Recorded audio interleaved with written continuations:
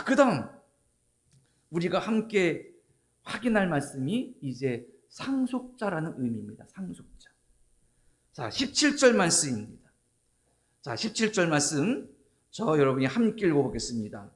자, 큰 소리로 읽습니다. 시작. 자녀이면 또한 상속자 곧 하나님의 상속자이요 그리스도와 함께한 상속자니 우리가 그와 함께 영광을 받기 위하여 고난도 함께 받아야 할 것이니라. 아멘.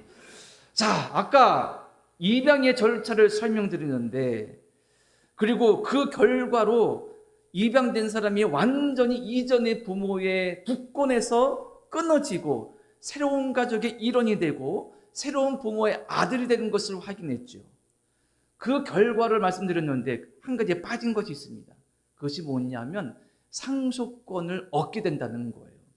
입양된 사람은 새로운 아버지의 완전한 아들로서 상속권을 법적으로 인정받게 된다는 거예요. 그런데 여기에 한 가지 더 이것을 분명하기 위하여서 입양의 과정에 처음 첨부되는 것이 있습니다. 그게 뭐냐면 7명의 증인이 선다는 거예요. 아까 가짜 매매 행위를 한다 그랬죠. 그 자리에 7명이 입회하에 진행이 됩니다. 7명이 증인이 되는 거예요. 한 사람이 새로운 부모의 입양이 되어서 새로운 아들이 되었어요. 그런데 그 아버지가 사망했습니다. 그러면 상속권이 있잖아요. 그런데 원래 그 사람의 자녀들이 이 입양된 사람의 상속권을 인정하지 않는 거예요. 부족한 거예요. 내 아버지의 재산을 저 입양된 아들과 나눌 수 없다고 항의하는 겁니다. 그때 7명의 증인 중에 한 사람 이상이 나와서 저 사람이 합법적으로 입양되어서 누구의 완전한 아들이 되었다는 것을 증언한다면 그 상속권은 완전하게 인정된다는 것입니다. 자, 그래서 입양된 사람은 한 가족의 일원이 될 뿐 아니라 7명의 증언에 따라서 상속권도 얻게 된다는 거예요. 바울이 그것을 말합니다. 자녀이면 또한 상속자, 하나님의 상속자라. 그러면 무엇을 물려받는 상속자일까요? 무엇을 물려받는 상속자일까요? 주시는 물려받을 상속물은 무엇일까요? 다시 한번 출애굽 사건을 봅니다. 하나님은 이스라엘을 자녀로 삼으셨습니다. 출애굽기 4장 22절에 보면 너는 바로에게 이르기를 여호와의 말씀에 이스라엘은 내 아들 내 장자라 이렇게 말씀하라고 기록되어 있습니다. 그러니까 하나님께서 모세에게 야, 너 바로에 가서 이렇게 말해. 이스라엘은 내 아들인데 내 아들 중에 장자야. 그러니까 내게 돌려줘. 이거 말하고 듣지 않으면은 내가 바로에게 10가지 대강 내려서 그를 칠 테니까 이스라엘 백성 데리고 이끌고 나와. 이렇게 말씀하시고 있는 것입니다. 이스라엘은요, 하나님의 아들이면서 장자입니다. 상속권을 가지고 있는 장자라고 하나님께서 이스라엘을 인정하신 거예요. 그러면 이스라엘이 받을 상속물은 무엇이었을까요? 가나안 땅이었어요. 그들이 광야를 거쳐서 들어갈 적과 꿀이 흐르는 가나안 땅이 그들에게 주신 하나님의 상속물이었습니다. 여기서 출애굽의 사건을 다시 한번 묵상하면서 우리가 확인할 것이 무엇이냐? 찬송가 246절에 보면 이런 가사가 있습니다. 나 가나안 땅 귀한 성에 들어가려고 내 모든 죄를 씻어버렸네. 내려놓았네. 옛날 찬송가에는 나 가나안 복지 들어가려고 내 모든 짐을 벗어버렸네. 출애굽의 역사는 단순히 이스라엘의 역사를 넘어서 예수께서 이 땅에 오셔서 우리를 위해 십자가에 죽으시고 부활하신 그 사건 이후로 출애굽의 모든 역사는 믿는 자가 하나님 나라에 들어가는 과정을 보여주는 하나의 가장 귀한 예표가 되는 거예요. 세상에서 우리가 어떻게 나와서 광야 같은 인생길에서 주님과 함께 걸어가며 하나님이 약속하신 영적 복된 가나안 땅에 이룰 수 있을지, 그 인생의 믿음의 여정을 보여주는 것이 가나안 땅 출애굽의 역사인 것입니다. 바울은 그것을 말하고 있는 거예요. 이스라엘 백성이 가나안 땅을 상속물로 받은 것처럼 하나님께서 예수를 통하여서 우리에게 주신 상속물이 있다. 영적 가나안 땅이 있다. 우리는 그 영적 가나안 땅을 상속물로 받을 하나님의 자녀이다. 상속자가 되었다. 그 가나안 땅은 무엇일까요? 영원한 하나님 나라, 우리에게 주시는 영원한 생명, 구원, 그리고 그 나라 바라보면서 지금 내가 발을 딛고 사는 이 땅에서 믿음으로 살 수 있는, 하나님 나라를 누릴 수 있는, 하나님의 함께 하심을 체험하고 누릴 수 있는 그 은혜, 이것이 바로 우리에게 주시는 영적 가나안 땅 상속물인 것입니다. 우리는 하나님의 상속자가 되었어요. 때문에 의심하지 아니하고 믿음 없이 내 아버지이신 하나님을 믿으면서 부르면서 하나님 주신 은혜를, 영광을 바라보며 살아가는 하나님의 아들과 딸이라는 것입니다. 근데 여기에 바울이 더 깊은 의미를 하나 더합니다.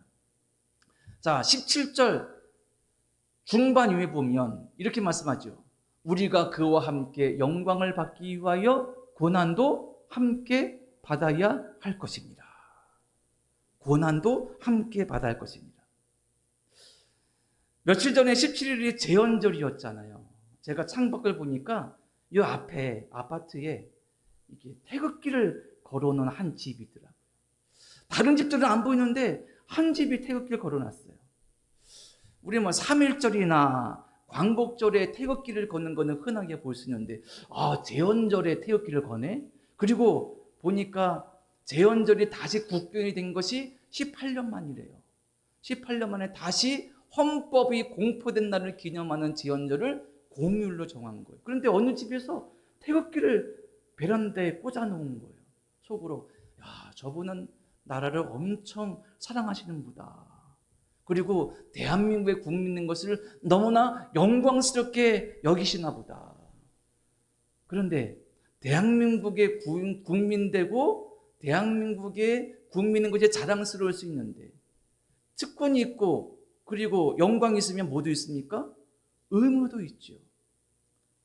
남자분들은 가기 싫은 군대를 억지로 갔다 와야 돼요. 대한민국 국민이라면. 우리 모두는 열심히 일해서 벌은 돈의 상당 금액을 빼앗기는 것처럼 세금으로 내요. 너무나 아깝죠. 내가 피땀 흘려서 벌은 돈의 이 많은 금액을 세금으로 낸다고?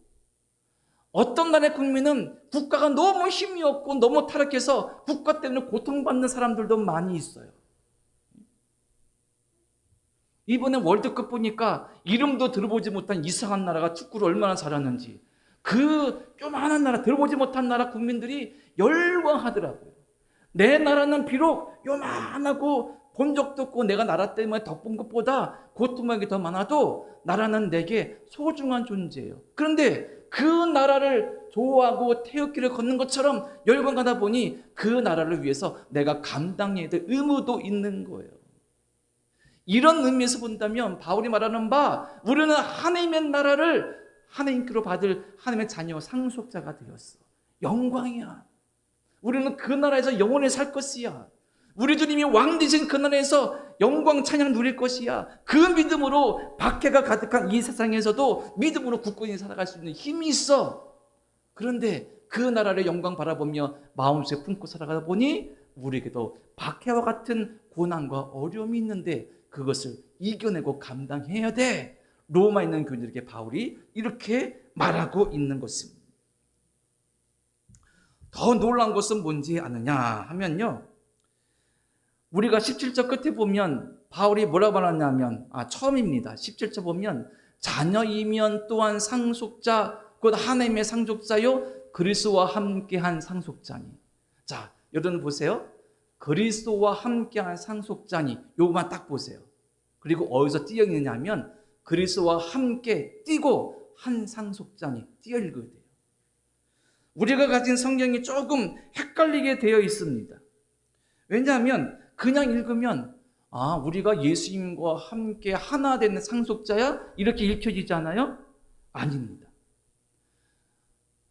그리스도와 함께 하나 된 상속자라는 거예요. 좀 더 이해를 돕기 위하여서 세번역은 그리스도와 더불어 공동 상속자가 되었습니다 라고 번역하고 있어요. 예수님의 유일하신 독생자와 우리가 하나님의 공동 상속자가 된 거예요. 그리스도와 내가 하나 되어서 살고 있는 그런 의미가 아니라 우리가 예수님과 함께 하나님의 주시는 상속물을 함께 받는 공동 상속자가 되었다는 그 뜻을 담고 있는 겁니다. 얼마나 영광스러운 일입니까? 예수께서 영적 가나안 땅 진정한 하나님 나라를 위하여 십자가에 죽으셨습니다. 고난 받으셨죠. 내가 그분과 함께 하나님께로 영적 상속물을 받을 공동 상속자라면 예수님처럼 내게 있는 고난을 내가 감당하고 이겨낼 수 있고 견딜 수 있는 힘도 각오도 믿음도 있어야 된다는 것입니다. 믿음의 길에 없으면 좋겠는데 고난이 있어요. 어려움이 있습니다. 이유는 신비임에 다 알 수가 없어요. 내가 자초한 고난도 있고 나의 죄 때문에 있는 고난도 있고요. 그리고 의의 고난도 있습니다. 만약 우리가 믿음으로 살기 위하여 진리를 쫓다가 믿음 때문에 당하는 고난이 있다면 영광된 고난입니다. 그 영광된 고난을 함께 받아야 할지니라 라고 바울이 말하고 있는 것입니다. 그래서 바울이 이어지는 18절에 이렇게 말하죠. 말씀 보세요. 성경 보시 바랍니다. 다음 달락이기 때문에 18절 말씀 보면 생각하건대 현재 고난은 장차 우리에게 나타날 영광과 비교할 수 없도다. 바울이 이렇게 말하는 겁니다. 우리에게 주실 상속자가 되어서 주실 그 은혜 때문에 지금 내가 받는 고난과 어려움은 장차 내게 주실 영광과 비교할 수 없다. 로마에 있던 교인들이 이 말을 들을 때 얼마나 큰 힘이 되었을까요? 얼마나 큰 믿음의 도전이 되었을까요? 의심과 염려 때문에 두려워했던 그들이 내가 하나님의 아들, 딸로 상속자가 되었구나. 이 믿음을 고백하고 깨닫고 확신할 때 박해, 고난, 어려움도 이겨낼 수 있는 의심 없는 믿음으로 설 수 있는 굳건한 믿음을 얻게 되었을 것입니다.